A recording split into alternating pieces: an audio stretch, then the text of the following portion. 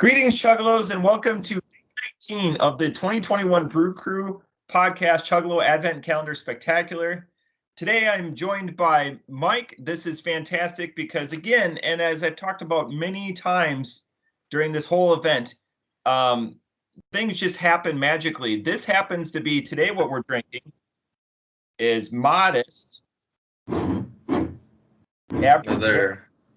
Another draft. These are cool drafts. I've never actually seen a place poured in a bottle. Everywhere around here, they actually put in a growler or something like that. And that's a complete credit to Barrel House, and they told us, they're like, hey, if you do any more of these, which we're probably going to, and you want more bottles, give us a heads up, because they were slinging just caps the whole time. So we built 6 of these. Each of them have 6. Yeah, they have their unique tabs on it. So the credit and the MVP in this entire process goes to Barrel House. Well, let's go with the crack. So today I've got a shell. 3. Oh, first time beer. 3, 2, 1. Excellent. All right. So again, Abracadaver. My welcome gift. I got my name on it. Sweet. The bullet. Fancy. Toss bullet. See what it looks like. So I didn't realize again that this was a New England. So I was like, about 15 minutes ago, I go, hey, Mikey, you want to do a beer? And he goes, sure. And then I had to go downstairs because, again, I don't have them memorized. And I was like, Modist.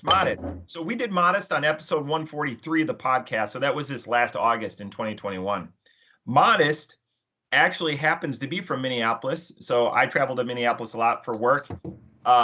It's the biggest metropolitan area closest to Mikey. So Mikey's been there. What are your thoughts on Modist, just Modist as a whole? I like Modist. I mean, they're always doing something new, innovative, like these. I think this is a double here. It said it was a double IPA, but yeah, cool place to go. Oh, it is a double? Wow. I would recommend it. I believe when I looked at the list, that was it. Small child. See his sighting in the background. He'll be a part of the pod too. Look at, so I didn't pour mine. I'm drinking mine from the bottle, fully sleeved. It came out really pale. Like there's no doubt that this is a New England, but you can tell on the pour. You could even see that in the bottle. It was like super hazy. Those are my favorite hazies. That's fantastic. So the thing about Modist, if you go to their website, which is modistbrewing.com, you will notice that there are a lot of sour, a lot of IPAs. So obviously they're in it to make money at first and to prove it, but they have a lot of pictures of the brewery. It's such a cool space. Very wide open, lots of stainless, subway tile for the back. So a lot of the common features that you see in like upstart businesses that have started in the last 10 years. But one thing that they have that's really innovative, and they highlighted on their website, is they're the Midwest's first mash filter. So it's to allow, if you want a certain percentage of grain to come through your cook, let's say you want 5% of the grain, it's going to work really well for hazies. It allows that to go into the cook rather than filtering it all out, filtering some. They can alter how much they allow through to put an impression on the flavor either way that they want to go. Interesting. I guess I didn't know that. Good to know.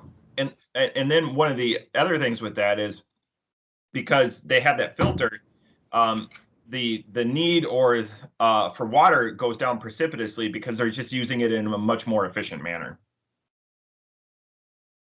Awesome. This is tasty for a New England. This is wow. Delightful. Even some praises from Matt. He was like, "Oh no, there's a New England." I was like, "Yes, there's a New England.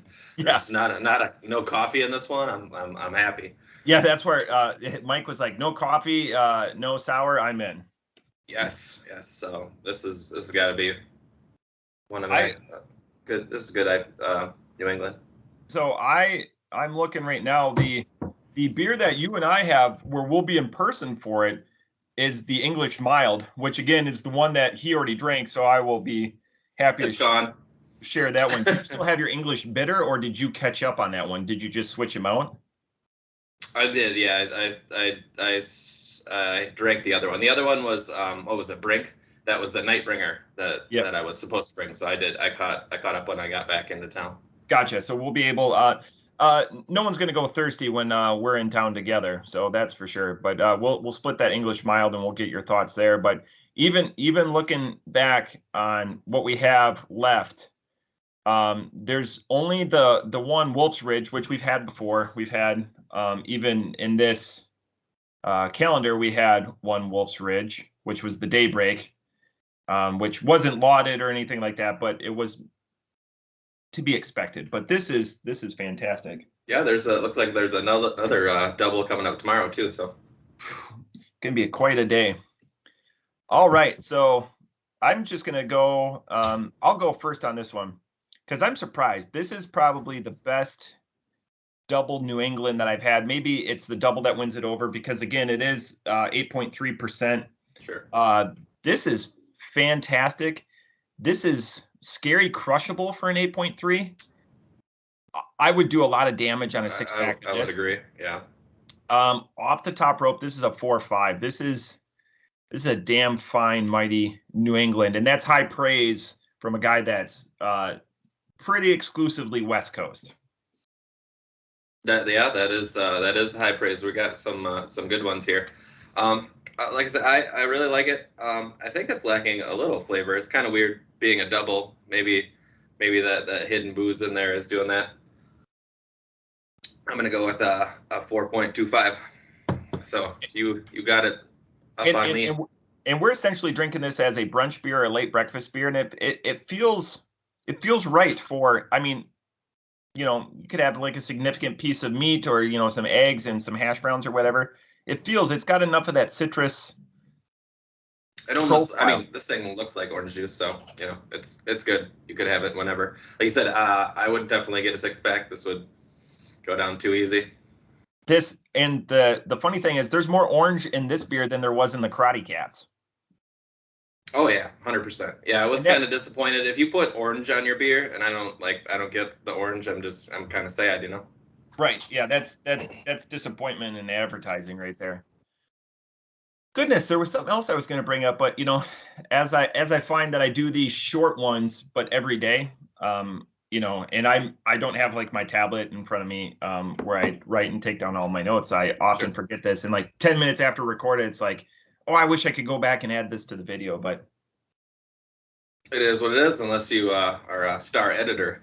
So short and sweet. This one that'll be next. Yeah, I expect episode 22 to go a little bit longer. Maybe we'll do some bonus beers on that one. You never know. Ooh, I like that idea. But yeah, I like the holiday decorations. I got my beer shirt I got for my birthday, so we're rocking it today. That's an awesome one. Yeah, I push one of my kids over and I go, "Hey, I'm gonna use your lights on the," and they're like, "Okay, Daddy," crying and stuff. So I was the jerk in that situation, but I think that's it for Modist Abracadaver. High praise, 4.5 and 4.25. Awesome. Cheers, Chuggalos. Cheers. Happy holidays. I'm sad this might come to an end soon, but we got a couple more to go, so we'll keep them going. So it's only going to get better. Till next time.